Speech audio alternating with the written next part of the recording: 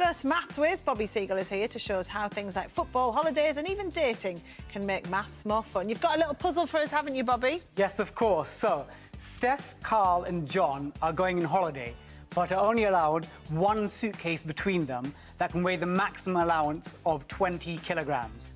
You got this? Yeah. So Carl and John both put twice as much luggage as you, Steph. So the question is, how much does Steph's luggage weigh? Is there any room for mine if they've put all their stuff? Mathematically, there is. Brilliant. Thanks, Bobby. We will find out the answer after the break.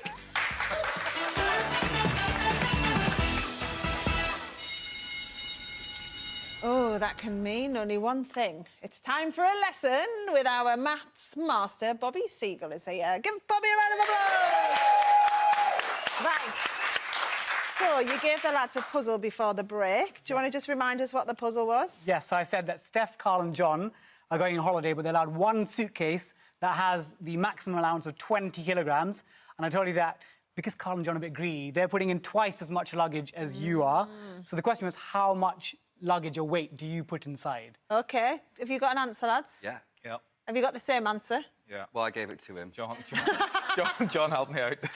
OK, go on then. John, did you... I have 2 parts. He has 2 parts. You have 1 part, so that's 5. So divide 20 by 5, and then each part is 4. Very clever. So you've got 4, I've got 8, he's got 8. But I'm going to steal 2 of his because I've got more dresses than him. John should be a maths teacher. Yeah! Mr. Whaite. Thank you. Got some suede arm pads. That was a brilliant way of explaining it. Is that right, though? Spot on. Absolutely. Full marks for working out and the mark for the correct answer. Yeah, because there's a real problem. And funny, it was Simon said in his interview as well about how he had a double math lesson and he wanted to skip it, and that's how he ended up in Brookside. But because some people are really scared of maths or they think it's boring. So you are the person who kind of helps change everyone's mind on that. Yeah, I'm trying to. Like, I'm Mr. Seagull, the maths teacher, and actually tomorrow is National Numeracy Day. Imagine Christmas, but times it by 10 with numbers. Yeah. So exactly, so you're celebrating National Numeracy Day. Yeah. And what I always tell people is that maths is a skill, like driving or cooking or dancing. We're not necessarily born with that skill. You have to learn it. And maths, because it's tricky, people often think, oh, I made a mistake, and they give up. So I'm trying to encourage people to realise, actually, all of us can become better at it. Yeah. I think that it's sometimes, I know, like, from an academic point of view, it can be quite esoteric. Like, you can't really picture the maths, but you bring it into real-life situations to help people learn, don't you? Like football. Yes, so I'm from East Ham, so I'm a massive West Ham fan. So growing up, I used to collect football stickers. You know the ones that you peel off and stick into books? And these sticker books had treasure troves of data, like the names, ages, goals scored, left foot, right foot. And the stats of football really got me into maths. And I thought, well, actually, with a bit of maths, I can understand football better. So actually, that was my introduction into the world of maths. But actually, maths is like other unusual applications as well. Yeah. So obviously, you've got things like the gym. John's obviously very good. You know, you've got your gym routine and you know exactly where you're aiming at. But even things like dating, you can apply maths there. Go on, how do you apply maths? OK, just a little caveat. I'm single, so clearly it's not working. But there's something known as optimal stopping theory. Yeah. So imagine you're making a purchasing decision. So imagine you're buying a house or a pair of shoes, or you're trying to find a life partner. So what maths says is you need to work out what's the maximum number of dates you're willing to go on. So let's say it's 100. It could be you're willing to look at 100 pairs of shoes. And you're like, where do I stop? Is it the first person? Is it the 100th person? How do I know that person's the right person? What maths says is you ignore the first third. So the first third, 33 of the dates, all of them, you go on this date, and then the next date that's better than all the previous ones, optimally, you get the ideal date. Doesn't mean the perfect one, but you get the optimal date. And even if you're buying a pair of shoes, if you say, Steph, I'm going to look at 10 shoes, so the first 3 you've got to ignore, and the one after the root of the third is the one, and we sort of do that intuitively. Yeah. You're looking for a house or a pair of shoes or a T-shirt. Yeah.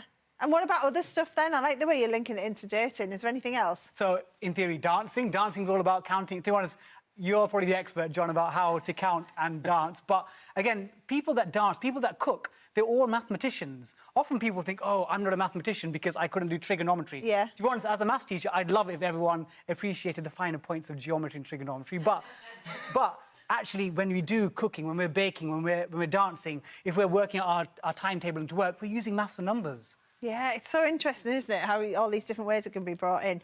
But how you know, you're always trying to make it relatable, aren't you? And you create puzzles and things as well. Yes, I do. So I do a podcast called Maths Appeal with a fellow teacher called Susan Okereke, and we create lots of puzzles trying to show people actually maths can be fun, because I think if you can bring that fun and lightness to it, people are, oh, actually, I'll give it a go. Yeah, because we can show one of them, can't we? Do you want to explain this one?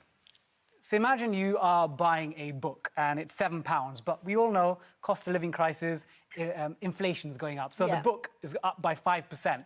So your question is £7 and it's an increase of 5%. What is the new amount of the book? Yes. What is the new amount? I can see, I think John's you're one of those good students here, gold sticker. I can see you've...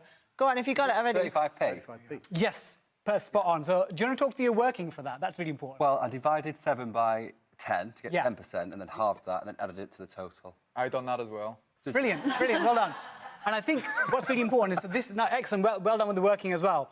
And the key thing here is like National Numeracy, the charity, they've shown actually that nearly half of all adults would struggle with this question, even if you give them a calculator. Yeah. So it shows something about maths. When people see maths or numbers, they get anxious. And I think actually we should try to remove that stigma. It's OK, maths is tricky, but we should, again, you can use a calculator, you can work things out. So if you're a parent, how do you get kids more interested in maths if they're kind of not loving what they're doing at school? How do you take them away from it and make them enjoy it? So I think with children, often they associate maths with that exam when they messed up the times tables in class. And I would say, if parents can show how maths is used in the real world, when they're going out shopping, ask their son or daughter, oh, can you estimate the shopping bill? Or if they're cooking a meal, get out the packet of chips and go, 200 degrees Celsius, what does that mean? How many minutes in the oven? So I think if you can show them it's relevant in real life. Actually, one little thing for parents as well. So tomorrow, Strictly's Katia and I are doing a times table world record attempt. We're trying to get as many people across the country, children and schools, to take part in a times table challenge. It's going to be the 5 times table, and if we get as many people as possible, they'll all be Guinness World Record holders. Yeah, I love that. Oh, well, Bobby, good luck with that, and thank you so much for coming in. It's been lovely to see you. Now,